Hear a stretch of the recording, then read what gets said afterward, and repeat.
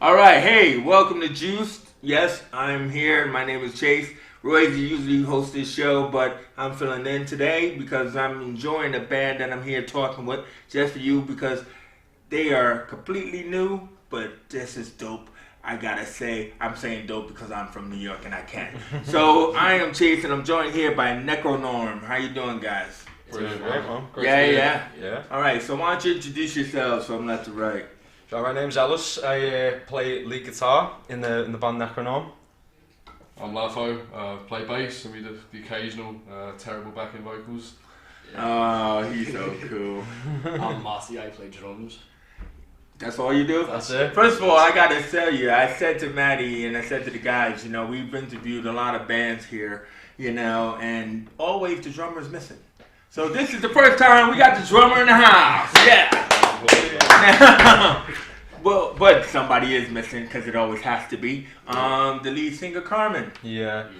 She's not here with us today. She's had to take a bit of a day off. Yeah, she's having a few problems at the minute, so we just she's taking a bit of a break, but she'll be back soon. Well, we want to give a shout out to Carmen because she's not just a lead singer, but as I understand, is that she was one of the people that brought the band together. So, Ellis, why don't you tell us the story about how you and Carmen met? Well, basically, I have a friend called Peter, and a few years back we met, and we've been good friends for a while. And then he moved up to one of the schools in Lippe. And I met him in the middle of town, and he introduced me to Carmen. Me and Carmen just spoke for a while, and then she proposed online. She was like, I'm looking for a band. So I was like, hey, I've been looking for a band for the past 3 years. Really? Yeah, so... Hey, you both in Lippe? What do you mean? You couldn't find a band before this? No, I wasn't. I'm not in Lippe. Peter was, and that's how he met through Carmen. And she put that post online. I was like, hey, I'm more than happy to be in a band with you. And she was like, okay. We just find a bassist and a drummer now, like every other band.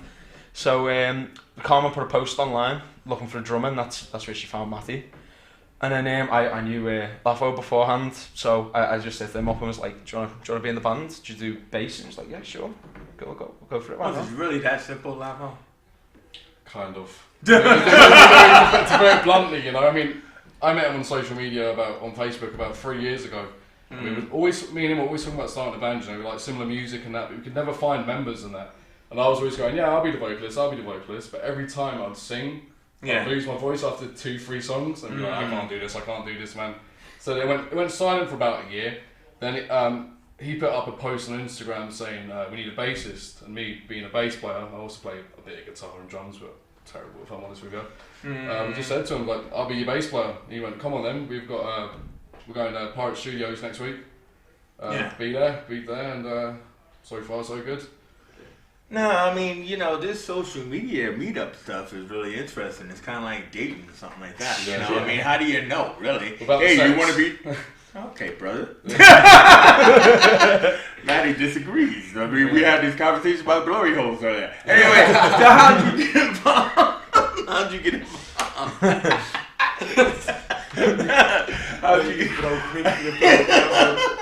you get involved with these guys? Me? Yeah! Alright, me. Yeah, I was in a band for about 2 years. And kind of had a messy ending. And about 3 days later, after I'd split with that band, my dad came to me and was like, hey, I found this metal band on this website. Trying to go and meet up with them and have a rehearsal. So you found them on social media as well? Yeah, well, it was like a band finder website. Oh right, were you on Band Finder? No, it was Carmen who found them. Yeah. So I replied to Carmen's message and was just like, yeah, I'm free, I'll come and join you, like. And then we met up, and we all kind of hit it off. And it's all social media now. It's not the 80s no more. Yeah. No, I know. But see, what's interesting though is that you guys didn't audition each other. You just kind of like all came together. I mean, was there like some people that you're leaving out of the story? Did somebody named Scat show up? Some Smithy dude, and then he just wasn't really cool enough for you. I mean, or was it just like because it could be just a sign of synchronicity, Definitely. Well, the first thing, as soon as Carmen found me on that website, I sent him my Instagram and said, yeah, just have a look at that. There's a couple of videos of me playing. Oh, you're playing drum? Well, see, there we go. So. Yeah. And as soon as she saw that, she messaged me and went, "Sound, you're in. Come on, to the rehearsal." Right. Sound. Were you online too, playing? Yeah, no, it's different for me. Different for me, because I'm Laffo. Do you notice his accent? He likes to pretend he's a Scouser, but he's not. He's actually from London. What are you on about, lads? I don't know what to say, man. I don't know what I mean, lads. Nah, it was different for me because I had no videos online of me playing the bass and that. So they said, yeah, I'll get in. You're not in the band officially yet. And then after the first session, you know, when we all did brilliant and that, including myself. Okay. You know, it was just told, you know, you're part of the band now. Right. Got my name in their bio online and that. I was like, well, I'm part of it now, you know. Is that how it happened, Alice? Yeah, so what makes it official is the name in the bio. Yeah. Really? That's it, yeah. You became Facebook official already. Yeah. You know what I mean? So I was the only one that kind of, you could say auditioned, kind of. Oh, yeah. But then I would audition you too. Look at that beard. Yeah. So well manicured. I get ID'd anyway. How do I look? Oh, you're not going to tell me you're 16. No. Jesus Christ. 12. God, yeah. How old do I look? That's the better question. Okay, are you 16? Alright, whatever. I'm 15. You're a liar. No. No, you're lying. Yeah. Not seriously. No, seriously, you're not. That's my son. What's up? Get out of here. You guys are messing with me because I'm from New York, right? What's up with the beard and everything? Really? Seriously? Drinks his milk. Oh, he drinks. He drinks his milk. I don't drink. We've had that conversation. Yeah. Okay. Man, just, wow. All right, we shouldn't have told anybody because now you can't get no beer. So anyway, I've got him. Whatever. All right, let's talk about NekroNorm, the name, because at first when you told it to me, I thought it was like kind of like Necronomicon from like Evil Dead. Yeah, but tell me who came up with the name and what does it mean to you? Well, we had a big discussion on names. I had the name Mercy, we were going to call it at first, but it was just like, not everyone was agreeing on it, but we went back and forth, and then Carmen said, why don't we just call it NekroNorm? And we were like, no, you just don't come up with that. Nah, seriously, she did. She was like, she just did. threw it in and was NekroNorm. We were thinking of like mythical creatures. You know, this Carmen girl got talent. That's why she's not here with you guys. She's looking for another band. So, I mean, it is cool because you told me it was like Necronomicon, but it was like Necronomicon and normal or something like that. Yeah, it's like necro means death, norm. Oh, that's it's the norm, normal. Yeah. It's normal to die. Death is the norm, man. Suicide is bad, okay?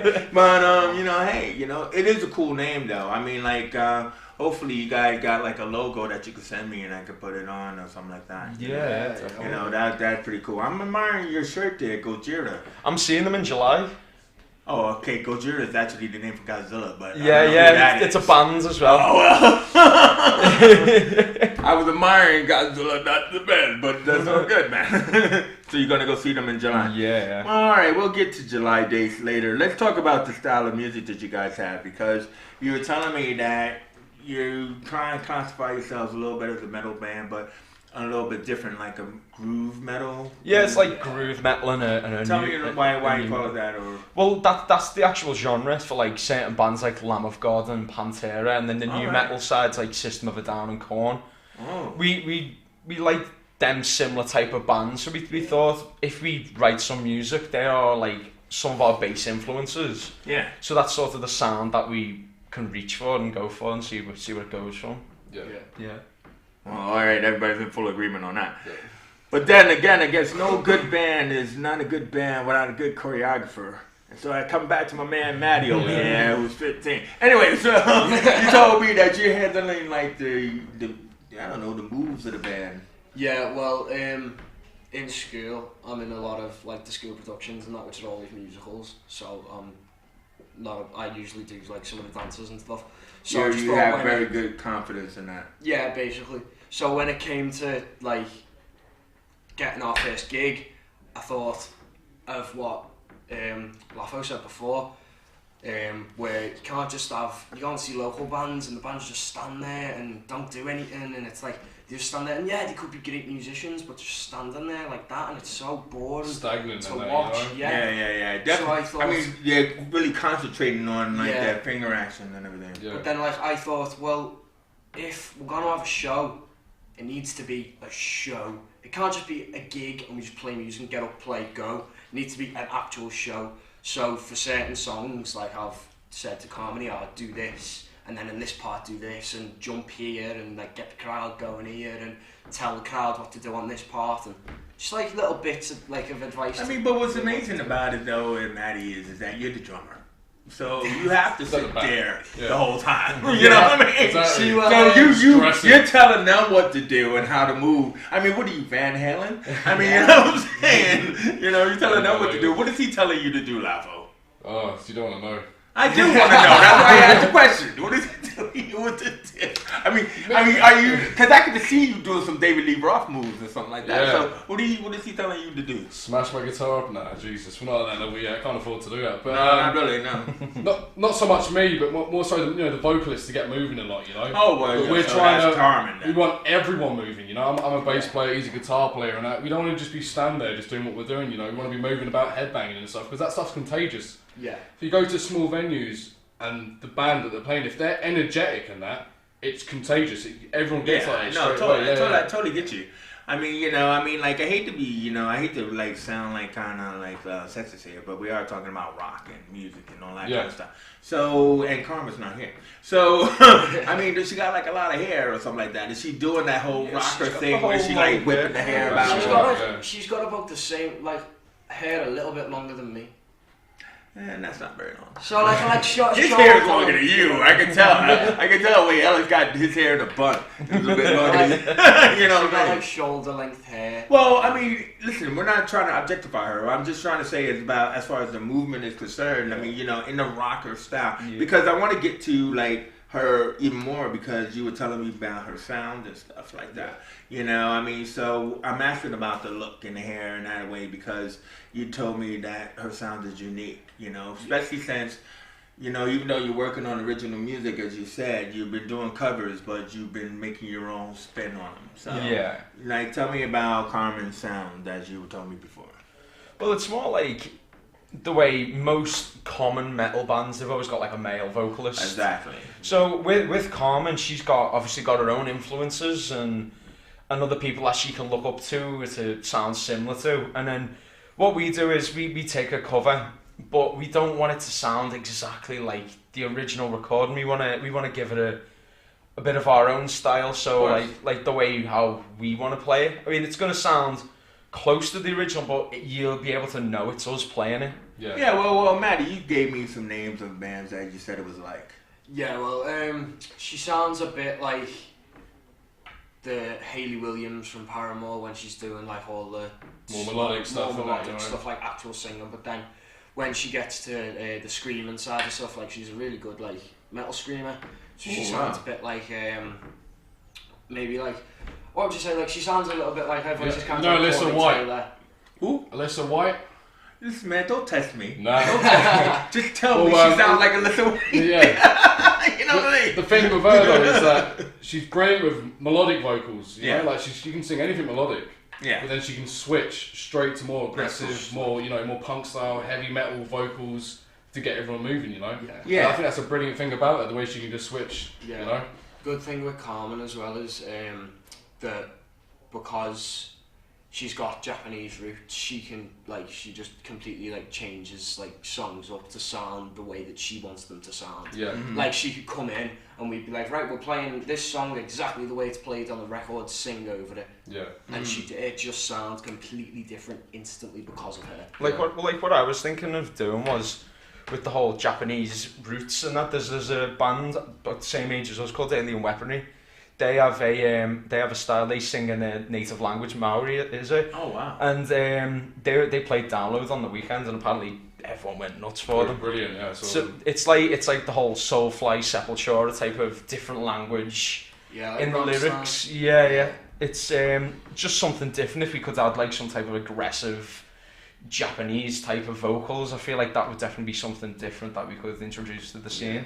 Well, I just also want to ensure that, because we pre-record this show, we'll probably have like a, picture of Carmen like right there in the center. So that way we're talking about her and then people go, oh my God, Japanese. Whoa. And everybody else could see her too. So you telling me about like you know, how you change up the, you know, the music and some of the changes there and stuff like that. And I was asking you, like, because you've been doing covers or, you know, preparing covers, like, what kind of playlists or whatever is your go-to? Like, let's say, what's your top 2 songs or whatever that people can hear when they listen to NekroNorm? NekroNorm. Okay. I wanted to say Necronomical. Yeah, go ahead. Our first cover that you could listen to and definitely go, right, that's NekroNorm, would be Bulls on Parade by Rage Against the Machine. Yeah, are you guys on SoundCloud or anything like that, or? No, not yet. Alright, so you should. We're working on it. Not hard to go to SoundCloud. Okay, so Bulls on Parade. Yeah. Definitely, man. I feel like Toxicity by System of a Down. We've got that. Yeah, we do a brilliant cover of that, you know.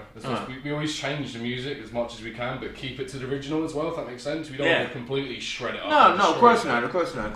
But like, you know, we change the tunings and that. It's nothing ever sounds exactly like the same, you know. Because when you hear, you know, some covers and that, a lot of the time, you know, it does sound very similar, and they try to copy the vocalist's voice, and it just doesn't sound original, even though it is a cover.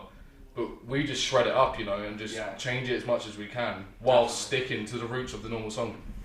Well, I mean, like, I don't know if you want to give too much away, but like Ellis, she was telling me that you and Maddie here are working on some original stuff. Yeah, well, we usually go to band practice every week or twice a week, and sometimes if a certain member can't make it to practice, we just say, why don't we just try and have a little jam, see what comes out of it, see what we can make off the top of our heads, and that's usually where some of the bass riffs come from, and like we can send over like a riff and get Lafo to like make a groove over it, and then we figure out which places, like we've got like a few riffs set now, a few like drum beats. We would just need to like arrange them together and figure it out. So pretty much musically you're working on the stuff, but I mean lyrically, are you thinking about anything, or I think who's the potential songwriter in your group?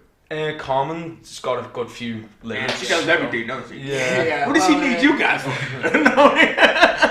She does the lyrics, but you know, like we just spitball stuff. Like if we're thinking of a song, we'll think about the mood, what it's going to be about, and that. She'll come up with something basic, and then we'll just add our input to it, and we will just kind of grow it like together. Yeah, of course, you know? of course. Yeah, well, like that's a snowball, you know. Yeah, exactly. It's a snowball effect, man. Yeah. You know, that's how you merge together, you converge, Absolutely, man. You know what I mean? But I was just kind of like looking at like when do you think you're gonna coming out with that first one?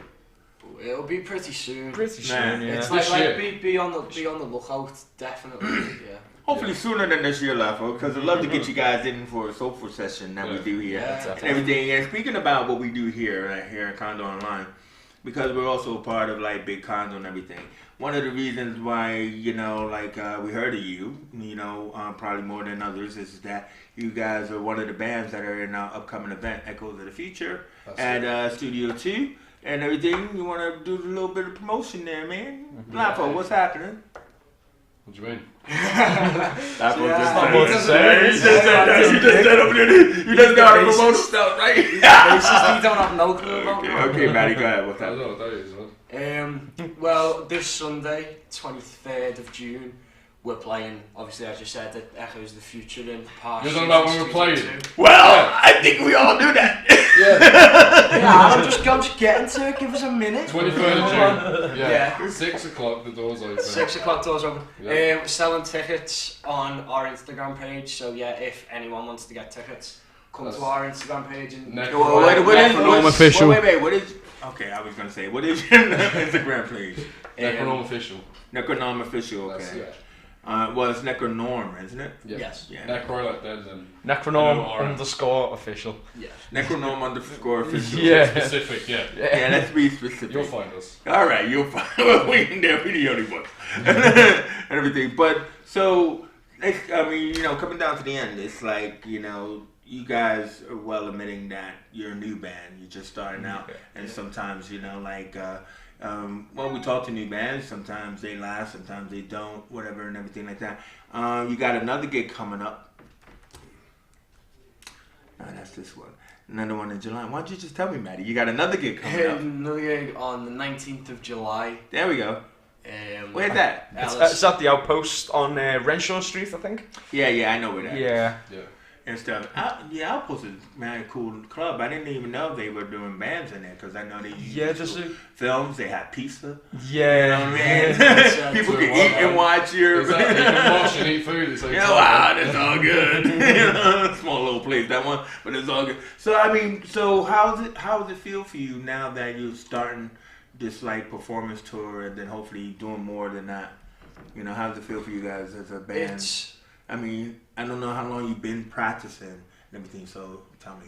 It's great. It feels like we're actually getting somewhere. Well, for me anyway, because I've been trying to do this for like 3 years. So it's now that I'm on the ball, I don't really want to let it go. So I'm determined to definitely get there in the end. It's quite insane. Yeah. I know that we're like, especially for you, young boy. Yeah.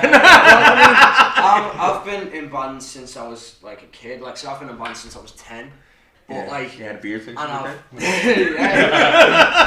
Never know. But I know. I've been in bands since I was like 10, and I've been. So you're really excited about this? Yeah, I've played little shows, like if you ever heard of Stamps in Crosby. Yeah, like I've played there, and I've played in a couple of places in town. But this is like the first proper. Right, you're getting paid. Here's the tickets. Sell them. This is like the first. Yeah, official. The more tickets you sell, the more money you make. That's how it works. Exactly. You know what I mean? Yeah. How many friends you actually got? But it's like, tell me a little bit about Pirate Studios, because like I've been hearing a lot about Pirate Studios, and that's where you guys rehearse, isn't it? Well, you said there and also Vulcan.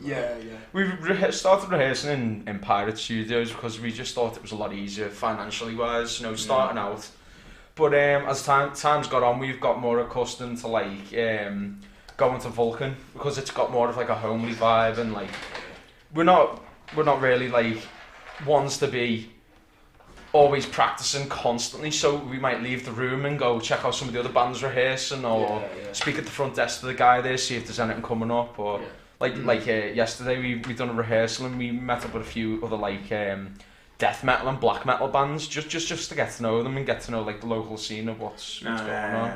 That's what Vulcan's like, though, you know. Like you can walk out and have conversations with people. With Pirate Studios and that, it's a lot more independent. Which isn't an issue normally, but like there's no front desk you can go to and stuff. No one you can really speak to there.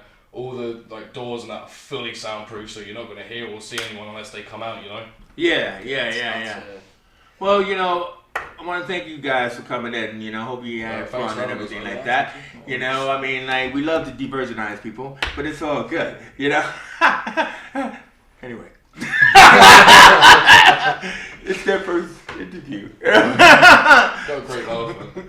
Yeah, all right, thanks, man. So, Lafo, you're all good. All right, Lafo, Ellis, Maddie, Carmen, we love you. It's all good. This is NekroNorm. See them at Echoes of the Future, Studio 2. Then also follow them again at the Outpost. By then, they will be Instagram on NekroNorm _official. That's it. And they'll put the Mixcloud out, the SoundCloud out so you can see their music. All right, well done, guys. Thank you very much. Peace out. Cheers.